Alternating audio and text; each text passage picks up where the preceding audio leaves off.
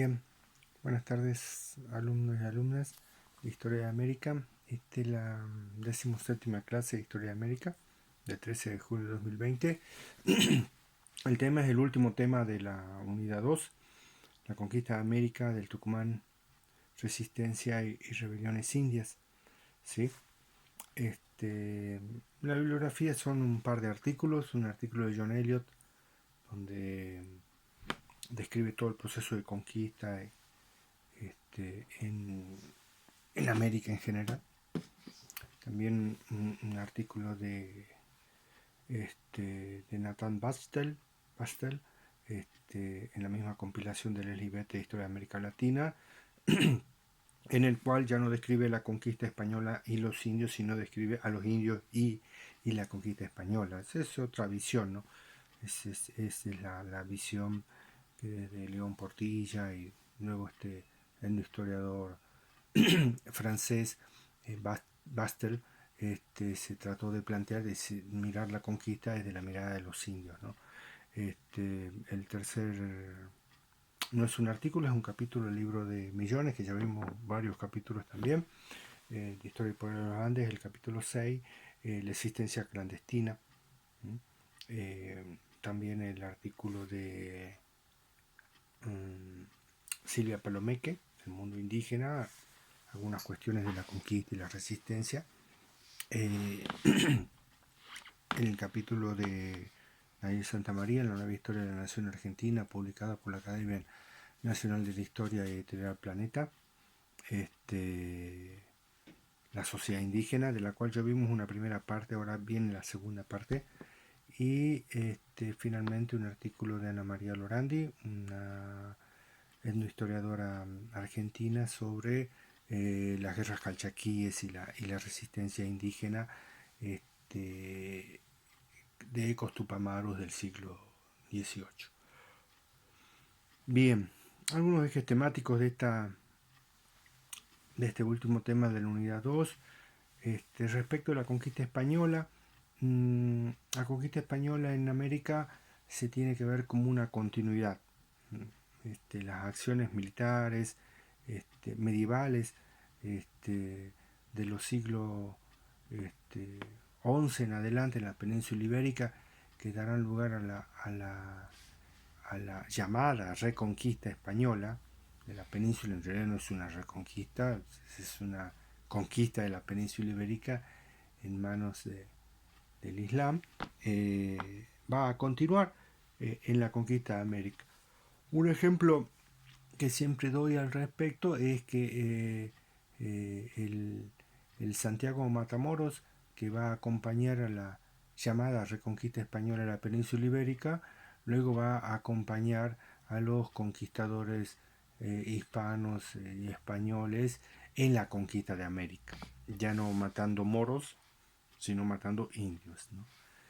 El otro aspecto es que la empresa colombina, es lo que habla Eliot, la empresa colombina marca un modelo que después se va a repetir en toda gran parte de la conquista, no solamente la inicial de las islas del Caribe, sino también en tierra firme, en el continente. Y es que la empresa conquistadora es el viejo modelo medieval. ¿Sí? Es una actividad particular, es una actividad privada en la cual el Estado da su aval. Eh, y es una actividad que ideológicamente o culturalmente las personas estaban muy predispuestas a realizar. Es algo interesante que plantea Eliot, ¿no? O sea, la conquista ennoblece a las personas. ¿Mm? De allí su búsqueda. Otro aspecto de este eje de la conquista española de América es acerca del modelo de conquista que va a plantear Cortés en el caso de la conquista del Imperio Mexica. La va a repetir Pizarro en la conquista del Perú, del reino del Perú o Tahuantinsuyo, ¿no? O Imperio Inca. Y es un modelo en el cual los conquistadores detectan, al parecer muy bien, eh, y que se trata de estructuras imperiales bajo un liderazgo unificado, este, y que entienden que un golpe de mano a la cabeza de estas entidades imperiales les va a dar muchas posibilidades de encabalgarse sobre estas estructuras imperiales sin necesidad de un gran aparato militar o un ejército de ocupación. ¿Sí? O sea, si conseguían descabezar el liderazgo y reemplazarlo automáticamente sin modificar las siguientes estructuras de dominación, ¿sí?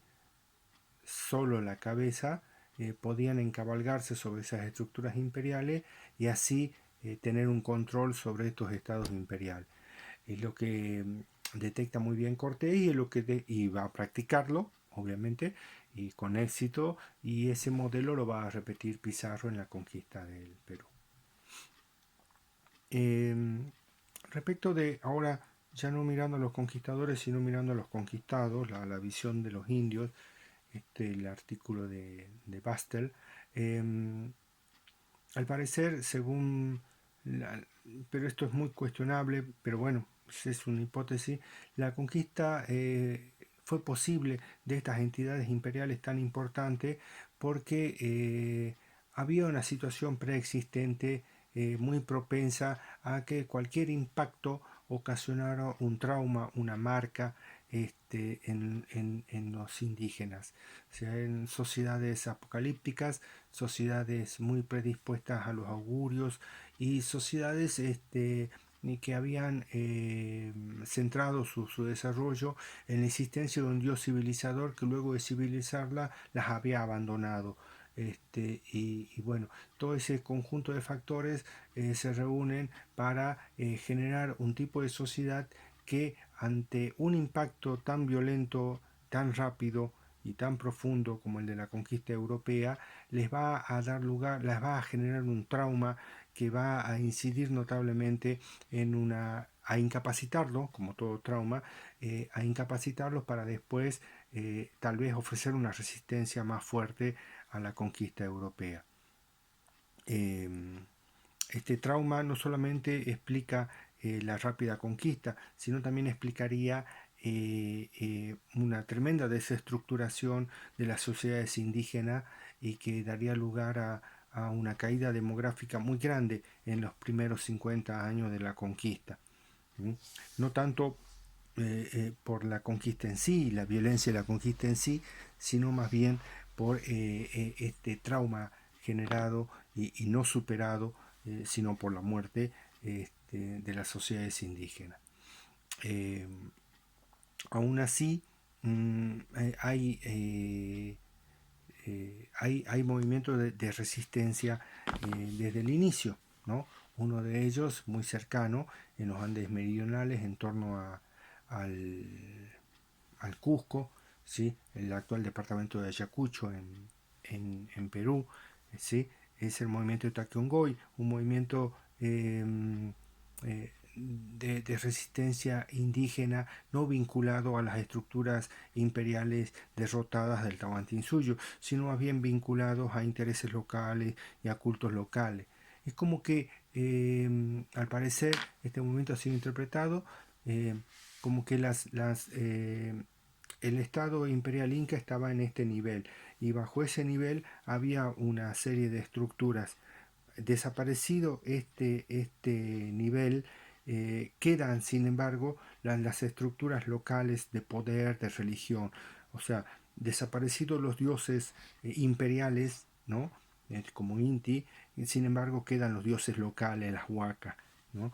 Y el movimiento de Tacongoy invita justamente a una resistencia de este tipo, una resistencia local, ¿sí?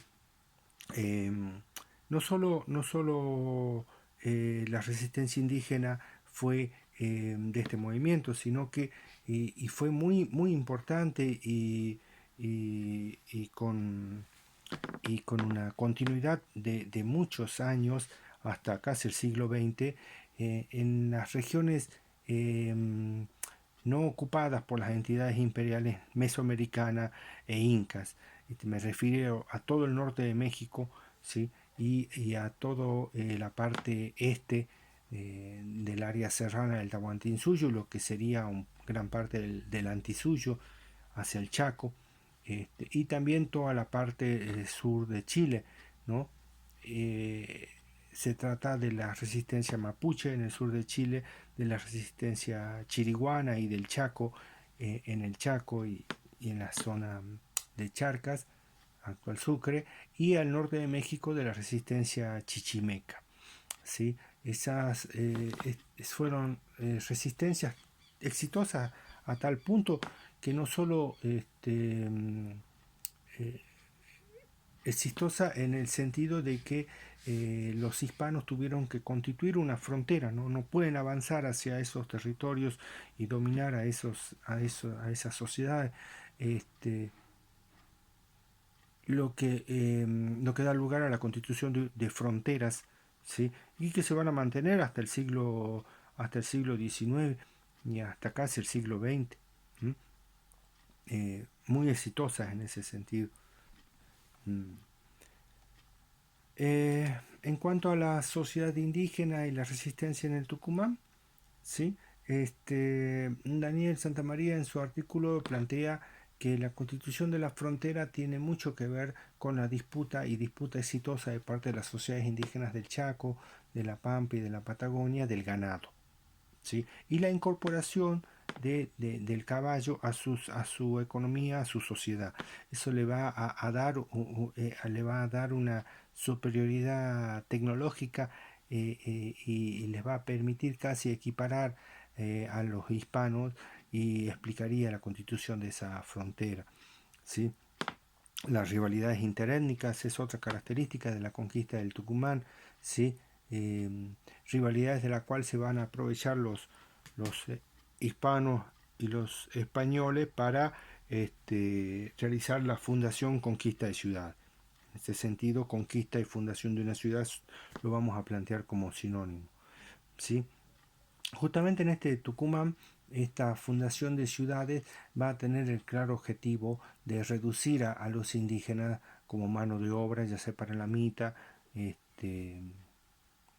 o sea, el servicio que se debía prestar por turnos a un señor. Eso sería una primera definición de mita.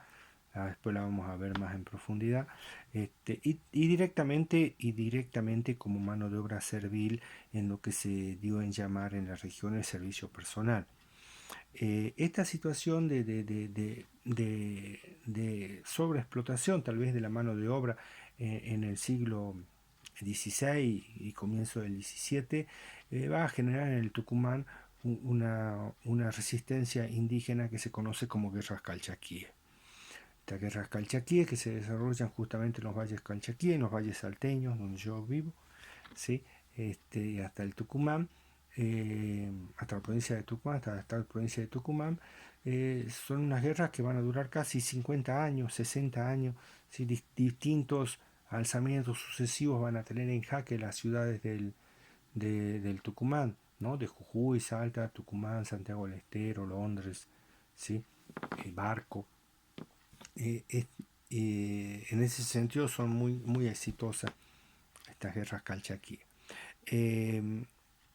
La resistencia indígena no va a finalizar con el fin de las guerras calchaquíes y el desarraigo de las poblaciones nativas como medida estratégica de las ciudades españolas en el Tucumán, de los vecindarios españoles en el Tucumán, que encuentran para acabar con la resistencia de las guerras calchaquíes, sino que esto va a seguir y, por ejemplo, en 1781 vamos a tener en torno a Tungazuca y también en torno a Chayanta y cerca de La Paz, las rebeliones de Tupac Amaru en el sur peruano y de Tupac Atari en el altiplano boliviano.